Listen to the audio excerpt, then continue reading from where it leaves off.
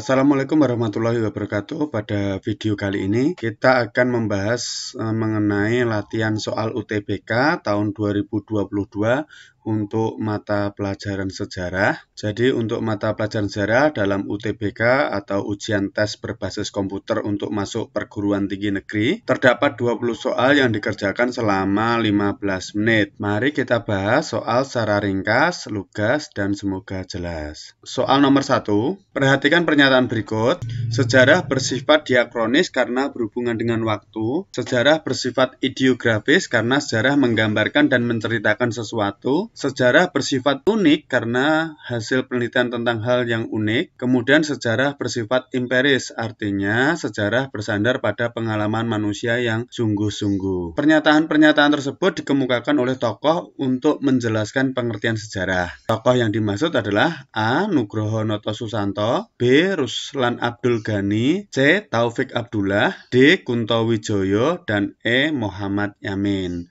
Mari kita bahas. Materi ini merupakan materi konsep dasar sejarah yang kalian pelajari ketika kalian kelas 10.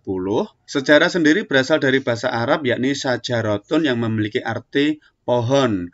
Dalam bahasa Belanda, sejarah disebut dengan Geschiedenis yang artinya terjadi.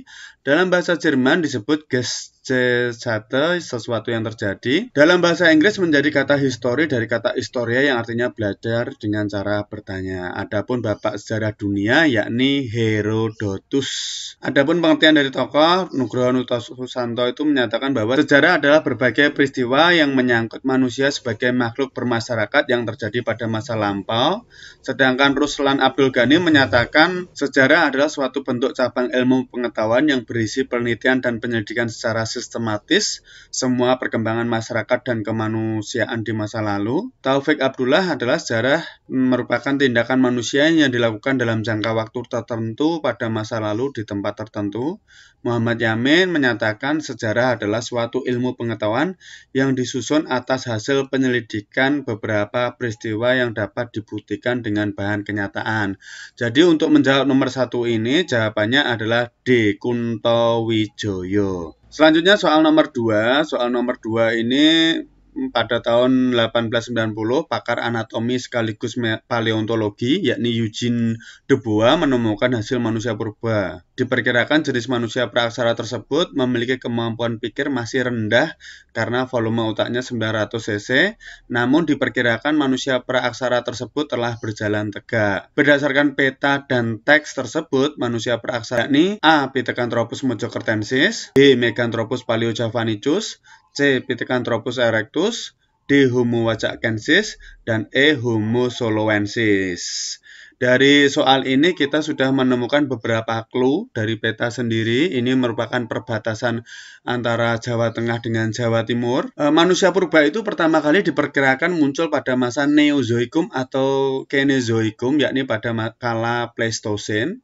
Kala Pleistosen sendiri dibagi menjadi 3, bawah, tengah, dan atas. Untuk bawah terdapat Meganthropus paleojavanicus, tengah terdapat Pithecanthropus erectus, atas terdapat Homo wajakensis atau Homo soloensis. Jadi semakin dalam peninggalan atau manusia purba itu ditemukan, berarti usianya semakin tua. Hal ini dilakukan dengan cara menggunakan teknik stratigrafi berdasarkan lapisan tanah. Adapun penjelasan dari jawabannya teman-teman, yang pertama Pithecanthropus mojokertensis ini dari katanya Mojokerto, ini ditemukan di Perning Mojokerto oleh Rap van Koningswald. Ini juga sering disebut sebagai Pithecanthropus robustus. Kemudian Meganthropus paleojavanicus atau manusia kera raksasa tertua dari Jawa, ini ditemukan oleh von Koningswald di Sangiran Sragen. Ini merupakan manusia purba tertua di Indonesia. Selanjutnya adalah Pithecanthropus erectus, yakni ditemukan Eugene de Bois di Ngawi. Jadi peta ini adalah peta Ngawi, ditemukan oleh Eugene de Bois.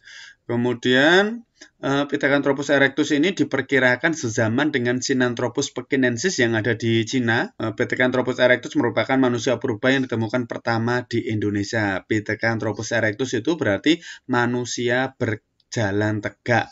Ini dianggap sebagai missing link dari teori Darwin. Selanjutnya, Homo wajakensis ditemukan oleh Van Richthofen di Wajak Tulungagung. Kemudian Homo solensis ditemukan Terhaar dan Oppenheim serta Van Koningsveld di Sangiran dan Sambung Macan Sragen. Berarti jawabannya adalah Pithecanthropus erectus. Selanjutnya, soal nomor 3. Di Indonesia, penemuan negara banyak terdapat di wilayah dekat Sumbawa dengan hiasan khas berupa penunggang kuda. Pernyataannya tepat berdasarkan penemuan negara tersebut adalah A. Kehidupan utama masyarakat Sumbawa banyak ditopang dari sektor pertanian. B. Kehidupan rakyat Sumbawa tidak dilepaskan dari aktivitas dengan menggunakan nekara. C. Kuda merupakan mas kawin yang lazim digunakan bagi pernikahan masyarakat Sumba. D. Muncul hubungan antara orang Sumbawa dengan orang Cina. E. Sebagai cerminan adanya tradisi pasola, sebuah tradisi perang dengan menggunakan kuda sebagai tunggangan. Ini merupakan nekara, teman-teman. Nah, nekara merupakan salah satu peninggalan dari zaman logam atau zaman undagi. Adapun peninggalan zaman logam lainnya ada moko, yakni nekara berukuran kecil, kapak perunggu, cenderawasih, perhiasan dari logam, mata tombak, sabit, dan lain sebagainya.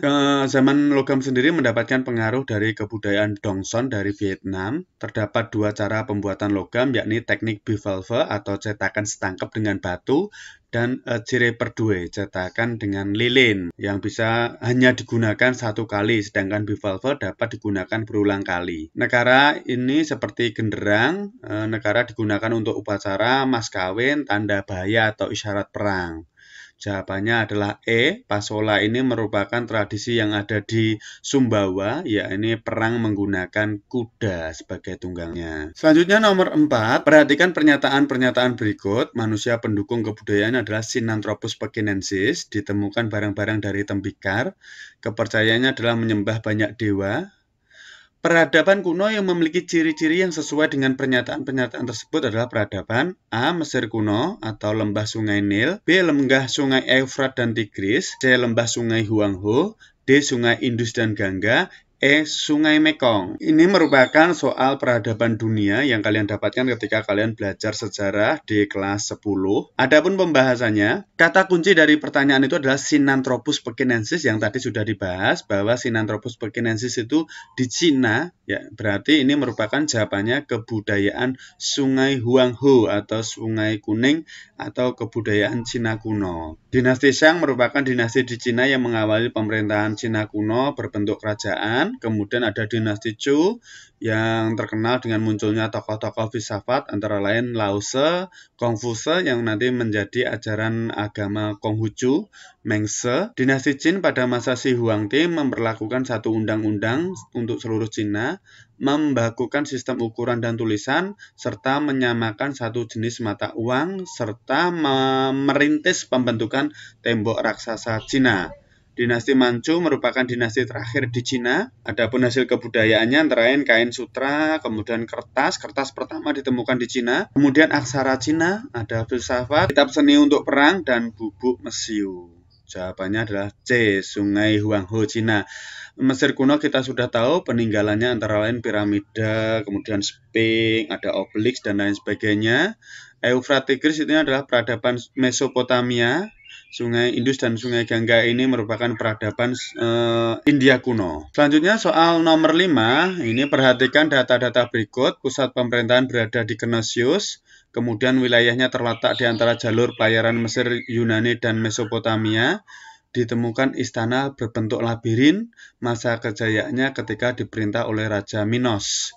Juga politeisme, yakni menyembah banyak dewa. Berdasarkan data-data tersebut, salah satu bangunan peninggalan peradaban tersebut adalah A, B, C, D, E. Ini kalian juga harus memahami teman-teman tentang peninggalan-peninggalan kuno. Kita bahas satu persatu. Yang A itu merupakan gambar Taj Mahal, peninggalan dari kerajaan Mughal di India. Kemudian yang B ini merupakan piramida dari peninggalan suku Maya yang berada di wilayah Yucatan, Meksiko. Yang C ini merupakan gambar piramida dan gambar Sphinx. Sphinx itu adalah berkepala manusia berbadan singa yang merupakan peninggalan dari kebudayaan Mesir kuno. Kalau piramida di Mesir itu untuk menyimpan mumi. Kemudian yang D itu merupakan Colosseum di Roma yang merupakan peninggalan dari kebudayaan Romawi kuno. Colosseum digunakan untuk pertunjukan gladiator dan pentas seni lainnya. Yang E merupakan gambar istana Knossos, merupakan peninggalan dari kebudayaan Minoa atau kebudayaan Kreta, yang merupakan awal dari kebudayaan Yunani kuno. Ini gambarnya secara jelasnya. Jawabannya adalah E.